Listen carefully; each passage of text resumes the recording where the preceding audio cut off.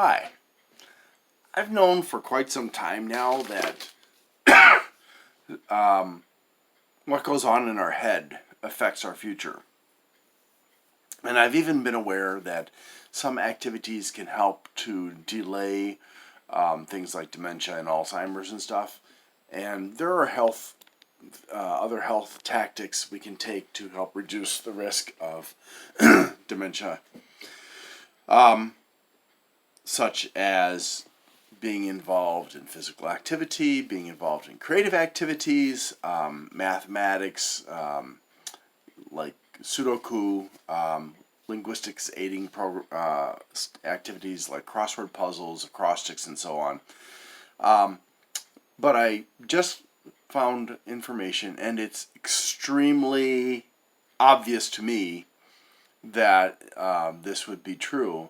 The Journal of Personality and Social Psychology released a study just yesterday, I think it was, that and in the study they discovered that people who are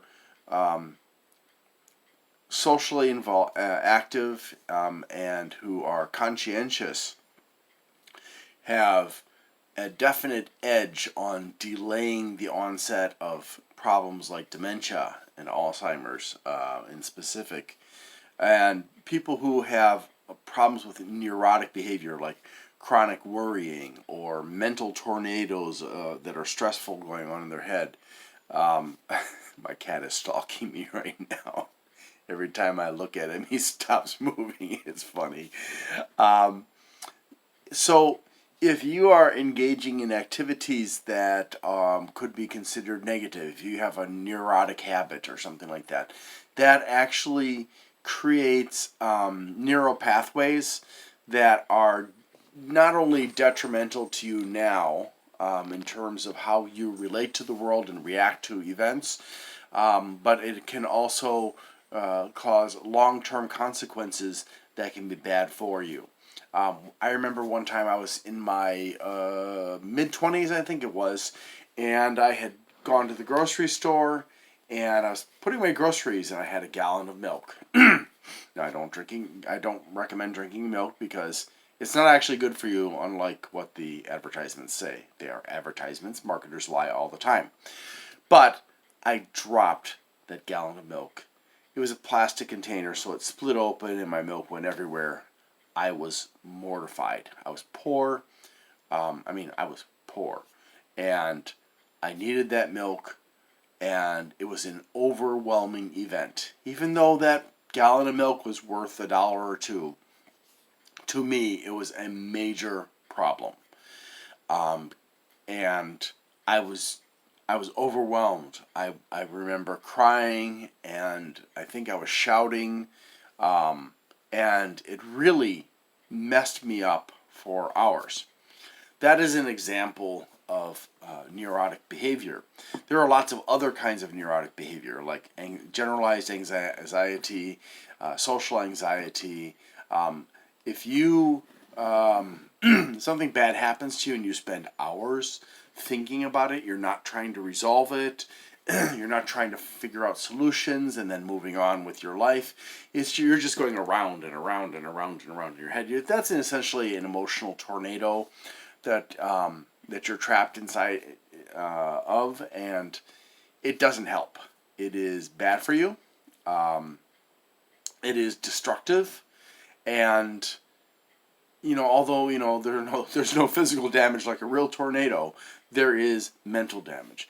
And when I was younger, I used to have major problems with these emotional tornadoes in my head. I was suffering from depression. I was suffering from social anxiety. I had paranoia, and probably other things that went undiagnosed. But ultimately, I came to recognize that these things were doing damage to me, and I worked to overcome them. First I overcame my social anxiety.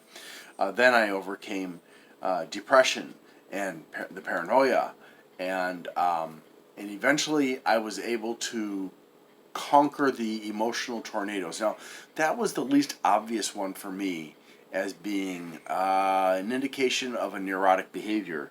I didn't realize. It took a while, but eventually I realized, and I realized that I had to fight it. I had to, when I was engaging in this circular thinking, that I had to break out of it. And I also learned, or I realized that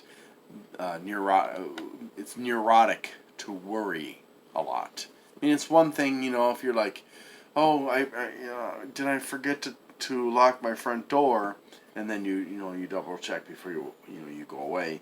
But it's another thing to spend hours worrying about it. You either, you would just need to go back home and check it and then leave. And if you find that you're going back again and again and again, that's an indication that you might have OCD. But if you just go back once and you check it and you make sure that it's locked and that's resolved, you shouldn't think about it again except for to feel relief. So if you find yourself doing things that are repetitive, if you find yourself pack ratting, or worse yet, if you're hoarding, that's neurotic behavior. If you find that you are very critical of people, of their behavior, of their decisions, and you're nitpicking at people, that's neurotic behavior. If you are, again, worrying a lot, that's neurotic behavior. If you are repeatedly doing the same action over and over again, even though one time is enough, that can be neurotic behavior. If you are constantly expecting the worst to occur, that is neurotic behavior. It's one thing to hope for the best but prepare for the worst. But if you're constantly thinking negatively, what I call negative predictive thinking, where you want to do something but you anticipate what's going to happen and you give up because of the possible negative things that are going to happen, when actually the negative things are negligible or unlikely to occur, that's neurotic. So, like, for example, if you see somebody and you're really attracted to that person, and you sit there and you think, I'm going to go over there and talk to that person. I'm gonna introduce myself, and then you start thinking, well, what bad could happen? Oh, that person could laugh at me. That person could reject me. That person might slap me, and that person might say something mean to me. Well, the risk is there, but is the possible negative consequence really severe? I mean, how likely is it the person's going to, for example, take out a knife and stab you or shoot you with a gun? Well, if the risk is very low of this, something bad happening, and the risk of something severe happening is even lower, then, but you don't do it, that is a type of neurotic behavior. So anyways, in the Journal of Personality and Social Psychology, it was revealed that if you are a conscientious person and you're getting involved with people a lot, your risk of things like Alzheimer's are reduced by like 22% per. They have a point system, and per point is like reduced by 22%, and that results in a decrease in the number of years. An increase in the number of years before you will experience cognitive decline. In other words, before your brain starts to significantly have problems. But if you are a worrywart or have other neurotic behaviors, your rate of the percent risk is increased by like 12%, or something like that. So you really, if you recognize in yourself that you have neurotic habits, or you have habits that at the very least are not helping with your mental stability, with your decreasing the risks of dementia and other, including Alzheimer's and stuff like that, then you really need to start looking at what you can do personally to change that. So part of it would be a better diet, okay? Because diet can have a huge impact on you. If you're having blood sugar problems, that can cause you to have altered emotional states, even an altered personality during those times of high or very low blood sugar. Also, you should get physical exercise. Physical exercise can cause the production of hormones that make you feel good, and relieve stress as well. You can engage in, let's see, better eating habits. You can engage in things that are creative, so like writing or painting or sculpting or anything that is that forces you to use your creativity can help you with your making your brain better. Physical activities are directly related to the hippocampus having being bigger, and that's good for you. There's a direct correlation between the size of your hippocampus and the likelihood of having problems like dementia. Other things you can do are crosswords, acrostics, anything that involves the use of words can help. Anything, if you want to, you could do things like Sudoku and other types of mathematics, even if it's just simple math like arithmetic, adding, subtracting, multiplying, dividing. That can help with certain parts of the brain as well, and so on and so forth. So think about the different types of skills you've learned in your life, and think about what you can do to continue to use them. It doesn't have to be like a super high level, like you don't have to do physics, for example, or chemistry to maintain your abilities. It's just important that you're using these skills. If you start to notice decline, if you start to notice problems, or if you notice that you have neurotic behavior, you can contact a professional to see what you can do to, maybe you're on medication that is causing problems. Like I used to take medication for allergies, and I noticed I was having palpitations. And when I stopped taking that medication, after I talked to a doctor, but when I stopped taking that medication, I stopped having the palpitations. Now, it is important if you're dealing with medication problems that you talk to your doctor, because some medications you can't go off of cold turkey. Because if you go off of cold turkey, it can cause serious medical problems. It could even kill you sometimes. But anyways, so if you notice that you're having neurotic behavior, talk to your doctor.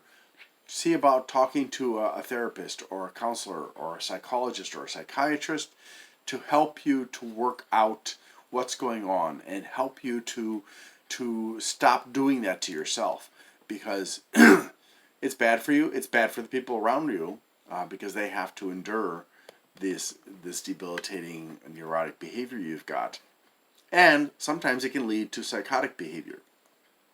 So it's really important that you address these matters that are happening in your head to help your health physically and mentally, and to help have a better future.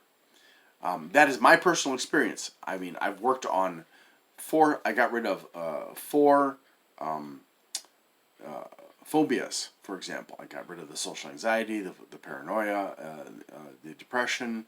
I got rid of negative predictive thinking and worrying, and a bunch of other stuff that I've done to improve my psychological makeup. I've worked on anger management issues and so on and so forth.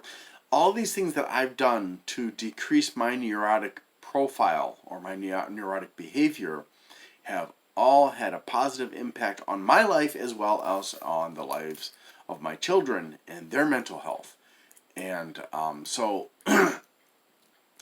just remember that everything that you do that's negative in your life has a negative impact on the people around you, the people you love and the people you don't love too, the people you don't even know.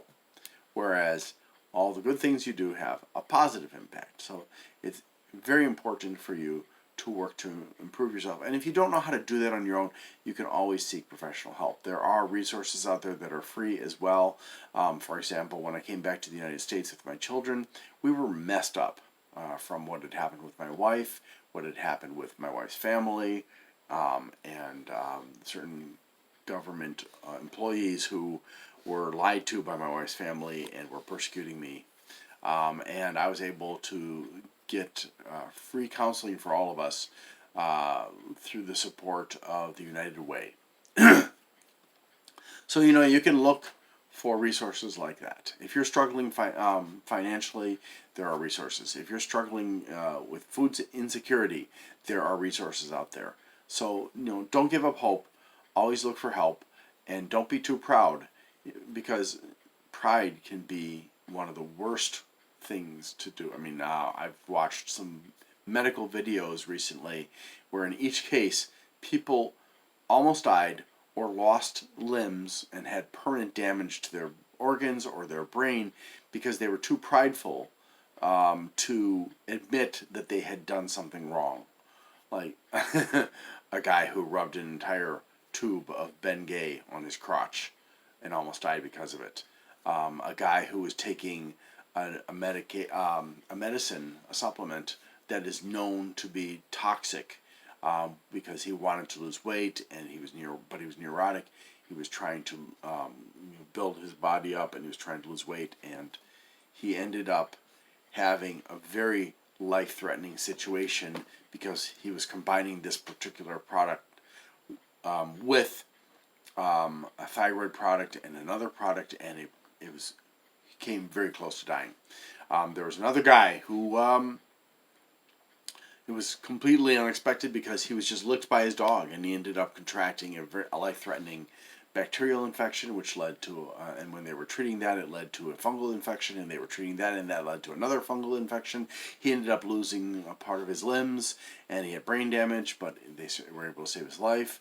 There are all kinds of things that can happen. So, the point here is that you need to work on your physical, your mental, your financial, and your ethical health. If you're not living in alignment with your personal beliefs of right and wrong, if you are struggling with mental health, if you are not taking care of yourself physically, if you're not taking care of yourself nutritionally, all these things can lead to serious problems for you and the people around you. So love yourself and love the people around you enough to take care of yourself correctly. If you notice a problem, you need to seek help. Thank you very much for watching, and I hope you have a great day.